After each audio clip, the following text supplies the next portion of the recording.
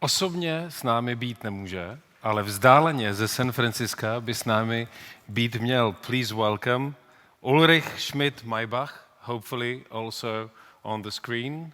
Yes, there he is. Hi, good to have you with us. Hi, David. It's great to be here with you, even if remotely.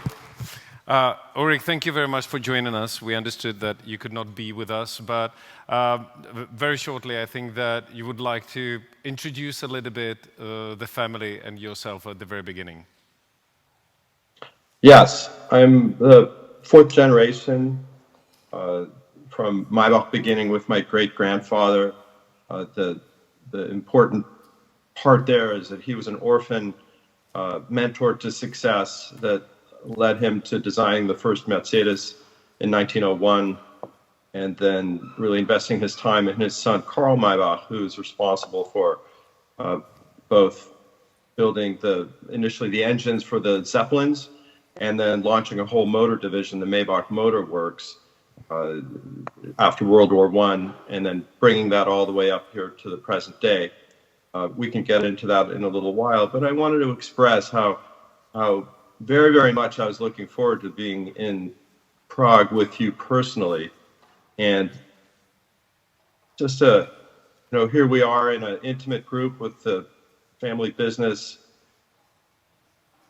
You know, the choice that you make, choosing your life partner, is arguably the most important choice you're going to make in your life. And these are consequences that will stay with you for all of your life. And it's these responsibilities that I'm tending to right now that I've had to make a tough decision to stay here to deal with. So again, I'm very sorry that I can't be there with you today, but very much looking forward to doing so in the future. Thank you very much for this, Ulrich. I'll put few questions. Also, the audience might like to ask few questions. We have a little bit of limited time, but it's not a problem. We'll get much more time, the time when you'll come to Prague next time, hopefully. So I think that one of the most important things that we are all discussing, because all the members of the audience are from family businesses, and all they have to deal with the same thing: how to go from one generation to another. How did your family manage to go through this process? Well, in a way, 4 generations isn't really that much. We're spanning, 150 years or so.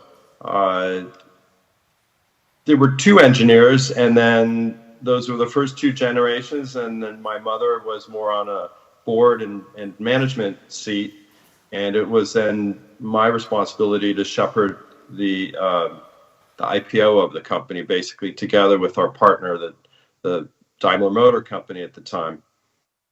So speaking primarily to my generation and the prior generation, you know, there are a lot of financial considerations to take, but there are also the familial ones. And I think one of the most important ones is just spending time together, which we did religiously twice a year, family retreats, sometimes facilitated with somebody who either works with us or for us, or an outside third party. So I think really that personal part, and allowing the family members to pay attention to each other, to talk about what they're doing, to even present what they're doing. And sometimes there's some ideas that not everybody agrees with. And how do you come to terms on those ideas? And part of it, I would say, is about creativity and being open to creativity. And just because it's not your idea of creativity doesn't mean that it's not creative. So I think that's really been the lifeblood of what's kept us going and kept us close together. And one of the most important things that happened to Maybach family, and I think this might be really crucial, and especially within the thinking of other family businesses that are here, is the transition from an industrial company into a foundation. At the moment when the company was sold to Mercedes, then you have to find a new purpose. how did the transition go? How painful or maybe joyful it was for the family? You know, David, you're bringing back memories for sure, because it was 2007, almost 20 years ago, and it wasn't something we really wanted to do. We didn't really want to let go, but you have a large multinational as a partner, and there are high winds that are blowing that also make it extremely appealing. I think that you need a new place to step to. It's like a wing walker's dilemma, right? You need to know where your next step is going. And I always think about, ideally you have three things, like a chair, a stool. You need to have three pillars. And in our case, it's the foundation was one piece, the investment. And in many ways, moving away from a single asset to a diversified portfolio family office environment is a natural step that you take. And there's also a lot of wonder and security in that too, through the diversification process. And then number three was really maintaining a good long-term relationship with the new entity, basically our continued work with Daimler, Mercedes Maybach. The relationship is closer than ever. I personally participated at a lot of events, both press and dealer events and VIP events around the world, as something of an ambassador that's been extremely rewarding and allows us to really to keep relevant in terms of what the brand means, and for a corporate entity to understand and to be able to own their history of 150 years is also an extremely valuable thing. So, you know, I hope I answered that question. There was one other component, which was we were able to carve out the non-automotive branded rights. So we do what's called the Maybach Icons of Luxury, which is the accessory group. We now have 12 shops worldwide. We're opening 5 more stores this year. We're finding some really, really interesting markets worldwide. We have nothing in the Czech Republic yet, but we did just have an event I think it was in Bucharest, and have a couple of shops in Germany. We opened a shop in Poland, which is doing extremely well. So in a way, we have 4 pillars that we're able to rely on. And that's been, I should say, very satisfying and also very organic in terms of the transition. But it takes time, and it takes engagement, and it takes a lot of work too. Ulrich, I don't know how much frank you can be about that, but is it really satisfying for everybody in the family, or there are some members that feel we should have kept it for ourselves and move it as it was our tradition? No. I'm probably the biggest advocate of that, or I would have been the advocate of that. My siblings are primarily artists. Then in the expanded family, there's a number of medical professionals, doctors, that have gone on with their own lives, and so a lot of this work and effort is really concentrated in me. It's become more my career, should I say, to shepherd that transition, and the family acts something as a board, sort of a board of directors, and the family then also operates as something of a bank, or even a private equity entity that both does external investments but also does internal investments. We built a winery beginning 20 years ago that's been very successful for us and has hit some top marks thanks to my brother's attention to that, and that's been a big success, in addition to the accessory group, real estate group that we do. And then being in the Silicon Valley, there's a big attention to really new technologies that we pay attention to and invest in.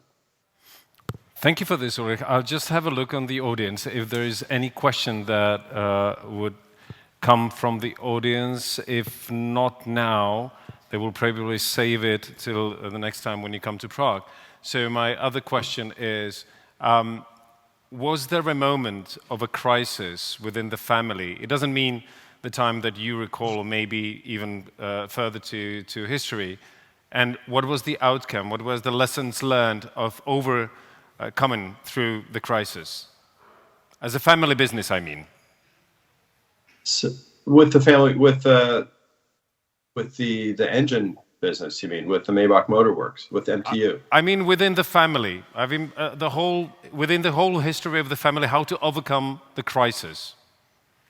Well, so we're dealing with something right now, which is, I just mentioned the winery, and that was completely destroyed in a fire a few years ago, and it was part of the glass fire here in the Napa Valley that was really very, very terrible, really of global consequence, seeing that happen, and even now the lasting.